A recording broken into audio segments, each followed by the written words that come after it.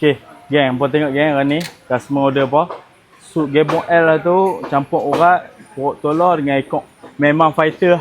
Customer ni memang fighter. Fighter dah. Jom kita tengok. Kita ambil fresh geng lah. Ha ni kita ambil fresh. Oh dia, rezeki dia. Dia rezeki dia geng. Rezeki dia. Bismillah. Dia. Whitey lah. Dia. Okey, dah ni dia campur urat keting ya. Okey, ni urat keting kita. InsyaAllah lembut kan. Ha ni saya tak bagi kat orang lah, saya tunjuk kampur aja. Kan? Saya tak bagi kat orang. Okey. Urat keting. Tambah urat keting mai. Timbang tu berapa? Okey, 120. Kan? Lepas tu ekor premium lah, ekor premium insya-Allah. Tu.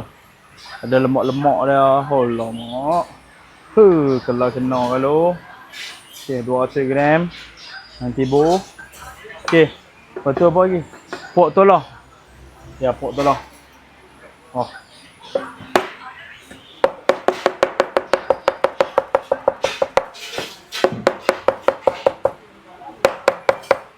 Okey. Pok telur. Bismillah. Okey. Customer ni order tengok. Gebong L. Urat.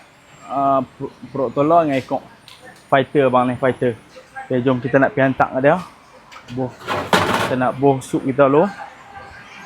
Okay. Lemak ada bang, lemak ada. Tu lemak pun ada. Bismillahirrahmanirrahim.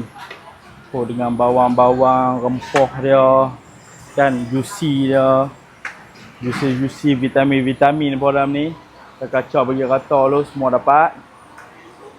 Okay. Dan kita buh minyak bawang sikit bang tak. Bagi wangi ya. Tumis darat tu. Bawang tumis darat. Okey, jom geng. Kita pergi hantar dulu. Yang mana nak kena gearbox kita campur macam ni pun boleh. Kan? Boleh main dia tunggu besok 8 sampai pukul 10 malam lah. 9.30 pagi sampai 10 malam. Okey geng, kasih sampel jangan tak sampel.